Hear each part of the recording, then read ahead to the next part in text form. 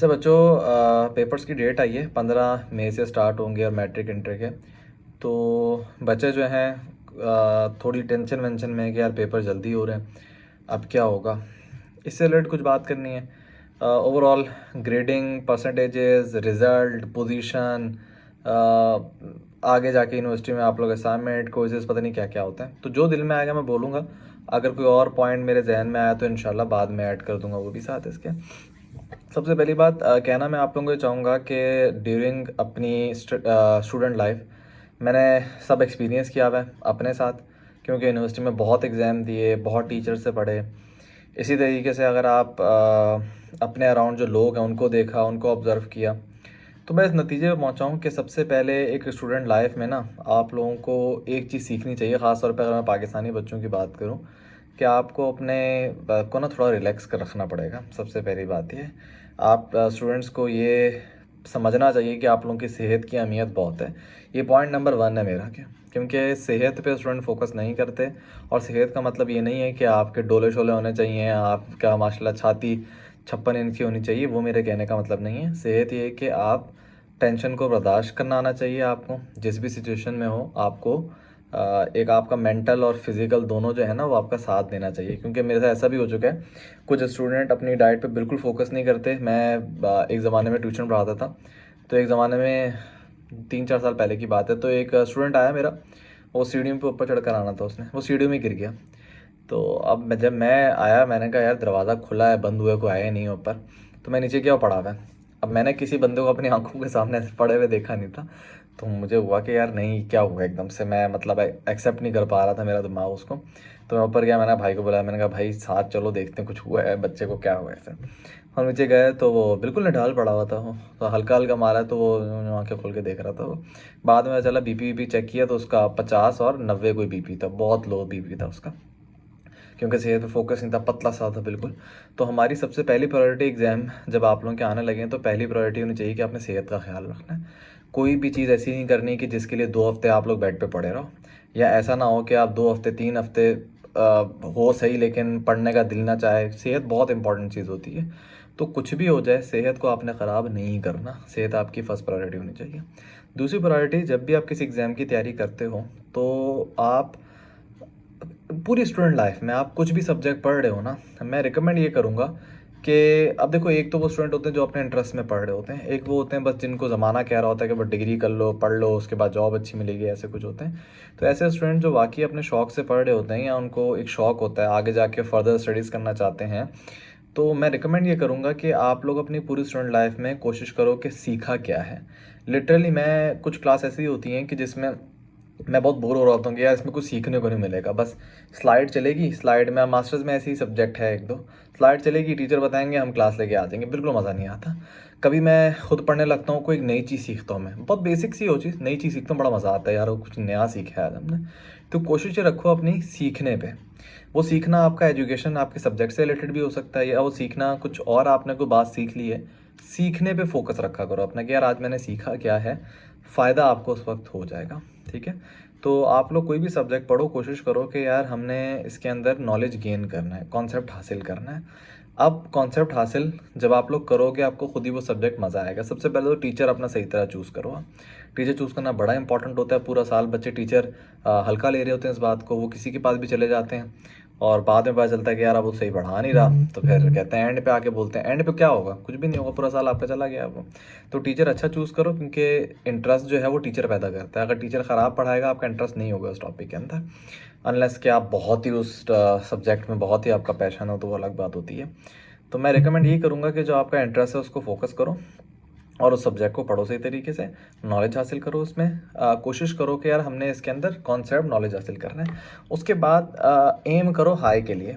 High का मतलब for example, अगर आप सोचो कि 90-95 लेना है मुझे, ठीक है, आप उस हिसाब से तैयारी करो, प्रॉपर बैलेंस करो हर चीज़ को, प्रेशर ना लो, नर्वस ना हो कि यार मुझे बस सब काम करना है, टाइम कितना रह गया, सब आहिस्ता आहिस्ता करो। अच्छा, कोशिश ये करो कि बिलफर्ज आपके पास टाइम कम है, तो आप कुछ टॉपिक्स को छोड़ भी सकते हो।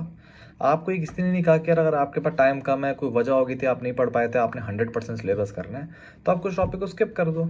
जो कर रहे हो वो तो सही तरीके से करो, वरना ज़्यादा करने के चक्कर में कच्चा पक्का करे क्या करोगे।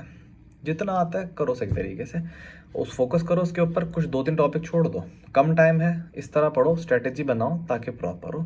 प्रॉपर स्ट्रेटेजी बना के एग्जाम में जाओ। एग्जाम आपका ये समझ लो कि फॉर एग्जांपल आपने कोई मैच खेलने जाना है, आपको स्ट्रेटेजी बनानी है, उस हिसाब से आपने करना है। तो एम अपना हाई रखो कि यार मुझे अच्छे मार्क्स लेने हैं, उसी की तैयारी करो, फोकस अपना क्लियर रखो। उसके बाद आपके नंबर जैसे भी हैं, क्योंकि कुछ ऐसे स्टूडेंट भी होते हैं डिसहार्ड हो जाते हैं कि यार हमने सोचा 90 था, आज 75 गई है। कुछ नहीं होगा। आपने अगर 90 के लिए एम किया था, आई एम श्योर आपने मेहनत भी की होगी। आपकी मेहनत ज़ाया कैसे जा सकती है? ये तो इस दुनिया का असूल ही नहीं है कि आपकी मेहनत ज़ाया जाए। आपने जो मेहनत की है, अगर आपने 90 की मेहनत किया, आपके साथ मिसहैप हो गया। आमतौर पर मिसहैप ये होता है कि बच्चे कभी फॉर एग्जाम्पल MCQs का पेपर कोड नहीं लिख कर आए, कोई पेपर मिसप्लेस हो गया, नंबर एकदम से कट गया आपके, या कुछ और ब्लंडर कर दिया उन्होंने, या नर्वसनेस भी होती है। क्योंकि आपने पूरे साल पढ़ा है, आपको नॉलेज अच्छा है, लेकिन जब एग्जाम में प्रेशर पड़ता है ना, तो वही बच्चा जो पूरे अच्छे साल बहुत शार्प स्टूडेंट था लेकिन नर्वसनेस में फंस जाता है वो। तो कोई इशू नहीं है, वो एक दिन आपका ऐसा कोई फ्यूचर नहीं डिसाइड करेगा। तो इस चीज़ में मत घबराओ कि फॉर एग्जाम्पल 90 आई है आपकी, सोचा 90 का था, 80 आ गया, अब क्या करें यार हम। अब मतलब ये चीज़ें टेंशन लेने वाली बात बिल्कुल भी नहीं है, ये कोई रियल प्रॉब्लम नहीं है। असल मसला ये है कि पूरे साल आपने सही तरीके से पढ़ना है, जो आपने पढ़ लिया दैट्स इट, छोड़ो अल्लाह के ऊपर। तो क्योंकि स्टूडेंट ये टेंशन लेते हैं इस बारे में, तो इसलिए मैं बता रहा था कि 90 बिल्फर्स आपने सोचा है, 75 आ जाए कोई इशू नहीं, 85 आ जाए कोई इशू नहीं है। जितना आपके हाथ में है ना, वो आपने सही तरीके से पढ़ना है, जो आपके हाथ में है। रिजल्ट आना ये आपके हाथ में नहीं है। जितनी आप मेहनत कर सकते थे आपने किया, प्रॉपर स्ट्रेटजी बनाओ। अब स्ट्रेटजी बनाए बगैर जाओ तो आपकी मिस्टेक है ना। प्रॉपर स्ट्रेटजी बनाओ एग्जाम की, प्रॉपर तैयारी करो, वक्त आप लोगों का तैयारी करने का अब है। उसके बाद पर छोड़ दो, दे दिया एग्जाम, दैट्स इट।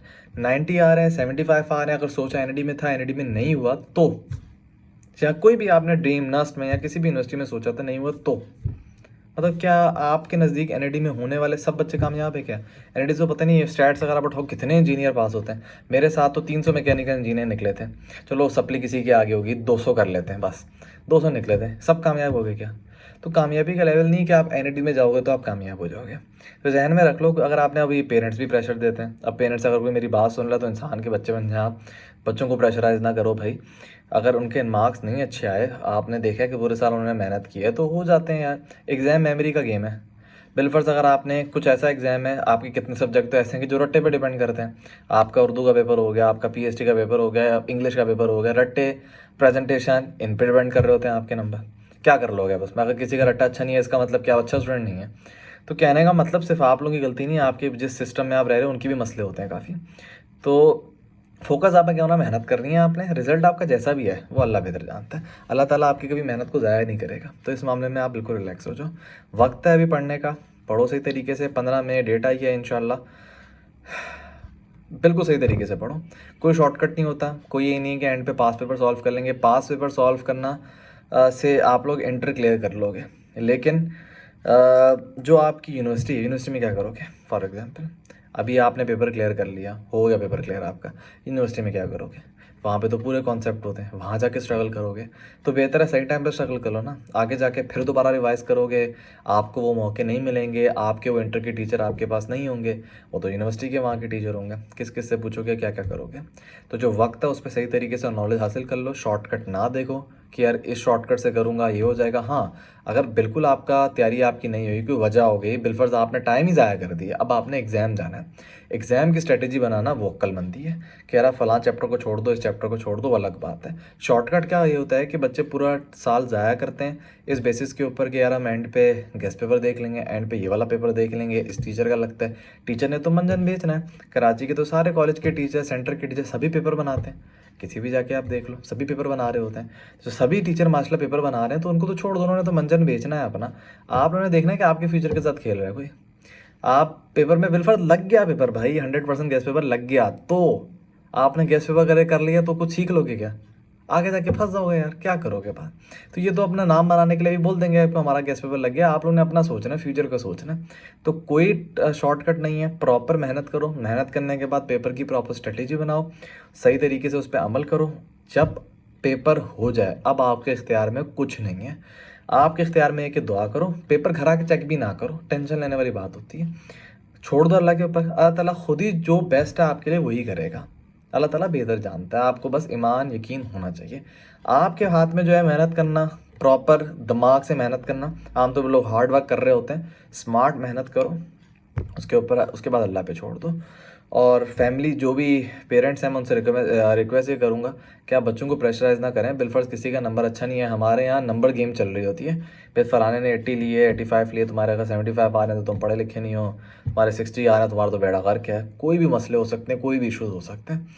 आपका काम है कि पूरे साल उन बच्चों को पढ़ाना, इनकरेज करना कि यार पढ़ो सही तरीके से। और पढ़ने का मकसद खुदा का वास्ता ये नहीं है कि आपने जॉब अच्छी करनी है, अगर तुम अच्छा पढ़ लोगे तुम्हारी जॉब अच्छी लग जाएगी, ऐसा नहीं होता।